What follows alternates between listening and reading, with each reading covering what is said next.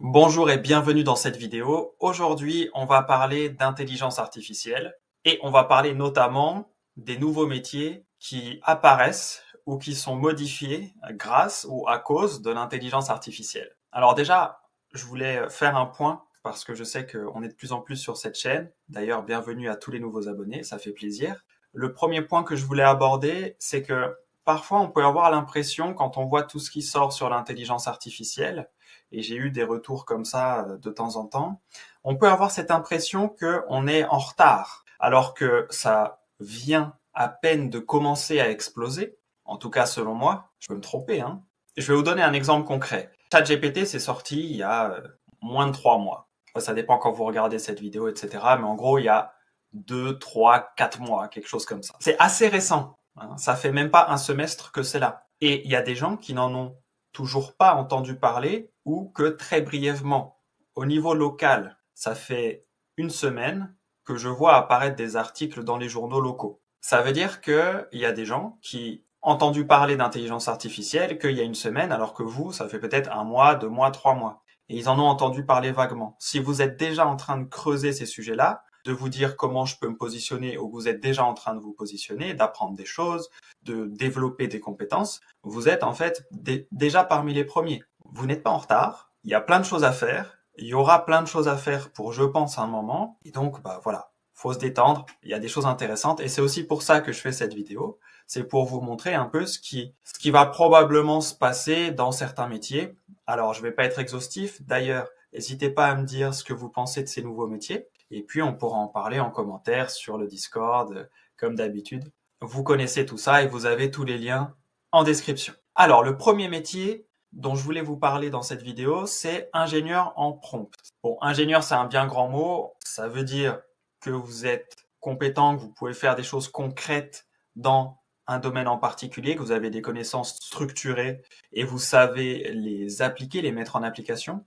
Et donc, les prompts, c'est la capacité, évidemment, à écrire une commande pour que l'intelligence artificielle, quelle qu'elle soit, puisse la comprendre et exécuter ce qu'on veut qu'elle exécute pour avoir au final le résultat qu'on attendait. Donc ça peut être demander à ChatGPT d'écrire un article sur telle ou telle chose, lui demander de la bonne façon, donc avec le bon prompt, le bon écrit, histoire que y ait l'article qu'on veut, écrit comme on le souhaite, etc., en sortie. Donc que ChatGPT nous donne ce qu'il faut. Donc ingénieur en prompt, ça va être de plus en plus important. Donc c'est basé sur la compétence à écrire ou à trouver et à améliorer des prompts afin d'avoir ce qu'on veut. Donc que ce soit de la génération de texte, d'images, de vidéos, plein de choses, tout ce qu'on peut faire avec l'intelligence artificielle. Donc ça, c'est un métier dont on entend de plus en plus parler quand on baigne en tout cas dans l'intelligence artificielle au quotidien. Je dirais que au-delà du fait que ça peut être un métier à part entière, il y a des gens qui vendent leurs prompts d'ailleurs sur certains sites. Je vous ferai peut-être une vidéo là-dessus si vous voulez.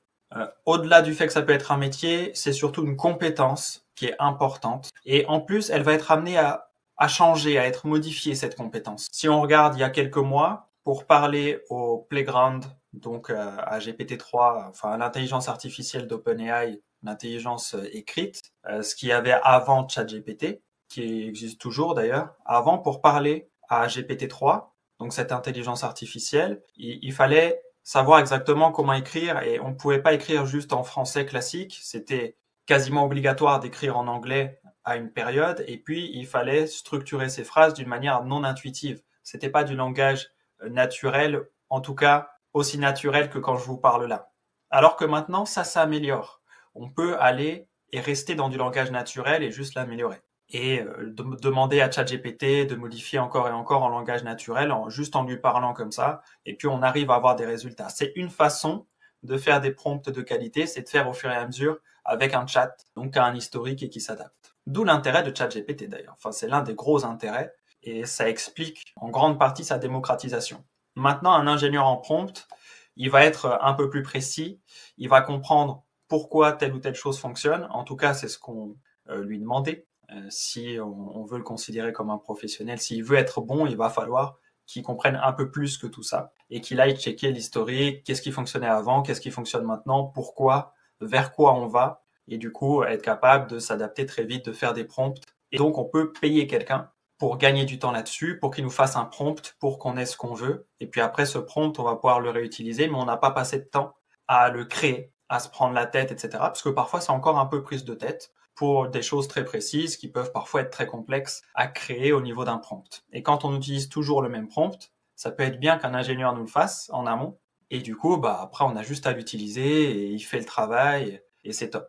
Donc, ingénieur en prompt, c'est le premier métier que je voulais souligner dans cette vidéo. C'est un métier qui est important. Je ne sais pas si ce métier va rester important très longtemps si les intelligences artificielles finissent par être en capacité de comprendre n'importe qui, de s'adapter et puis de sortir ce qu'il faut et limite de poser la question, voilà, j'ai pas compris, est-ce que tu peux détailler ça?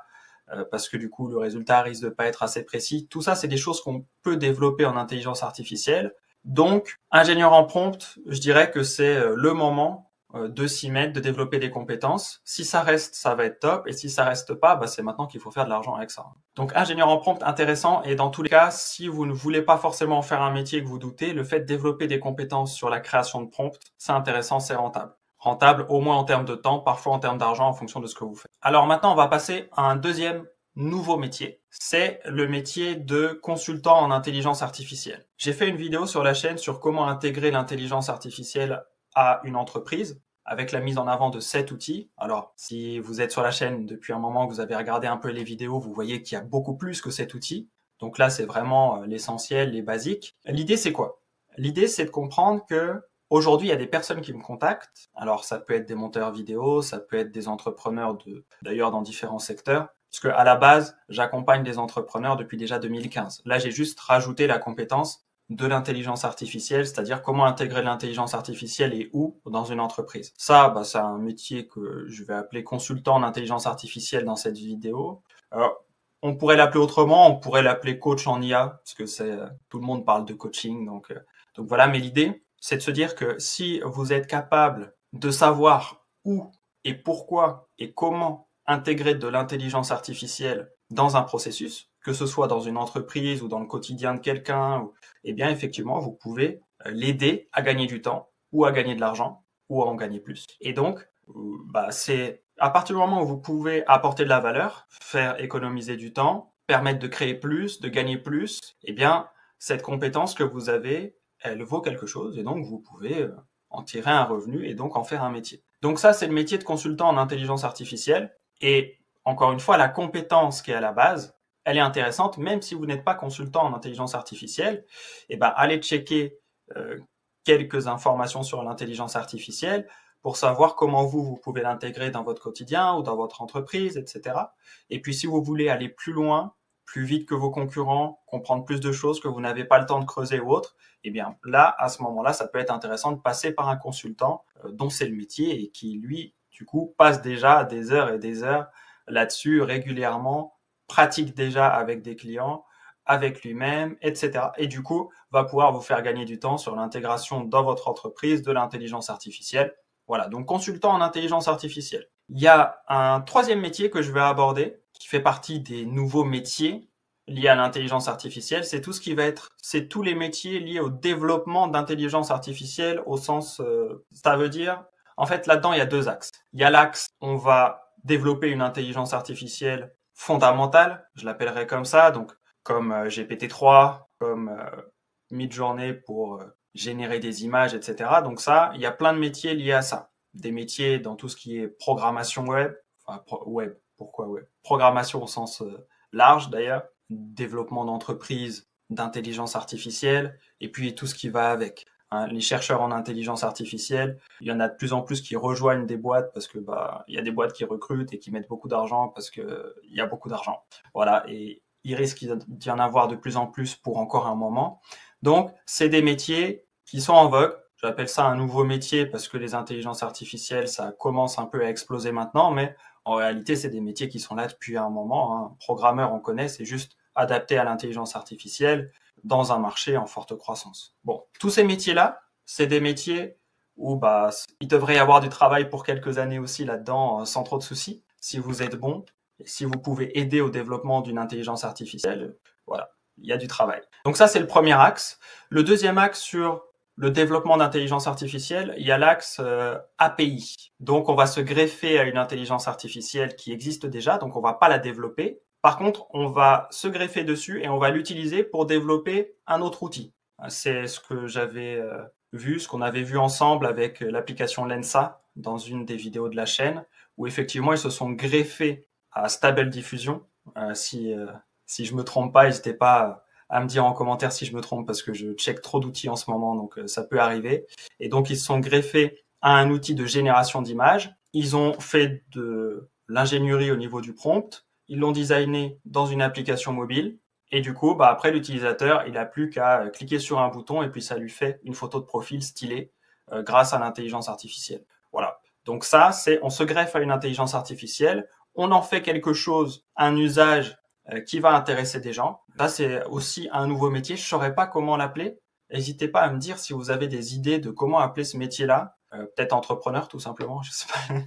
Mais c'est vraiment, on va se greffer à une intelligence artificielle pour développer un usage bien spécifique. Et du coup, cet usage va nous permettre de mettre en place une entreprise, un business, un gain de temps, etc. Donc ça, c'est un autre axe. Alors maintenant, on va parler des métiers qui vont ou qui sont déjà impactés plus ou moins fortement par l'intelligence artificielle. Donc j'avais fait une vidéo sur les codeurs et l'intelligence artificielle, et donc notamment en soulignant un problème. Donc ça, vous pouvez retrouver la vidéo sur la chaîne, bien évidemment. Et donc, il y a beaucoup de métiers, comme codeurs, qui sont impactés, et d'autres qui seront impactés par la suite par l'intelligence artificielle. Donc si vous êtes codeur, aujourd'hui, vous pouvez coder plus vite, mieux, en utilisant l'intelligence artificielle. Encore une fois, je dis pas que c'est obligatoire. Cependant, il y a de plus en plus de codeurs qui s'y mettent, qui ont un gain en productivité, qui deviennent plus efficaces, en utilisant correctement une intelligence artificielle, que ce soit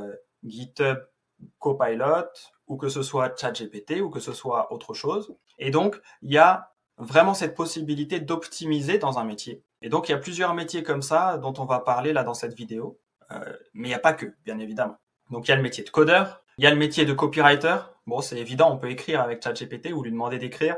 Donc là, j'ai toute une série de vidéos sur l'écriture de livres avec ChatGPT. Pareil, je pense que vous l'avez croisé si vous êtes abonné depuis un moment sur la chaîne.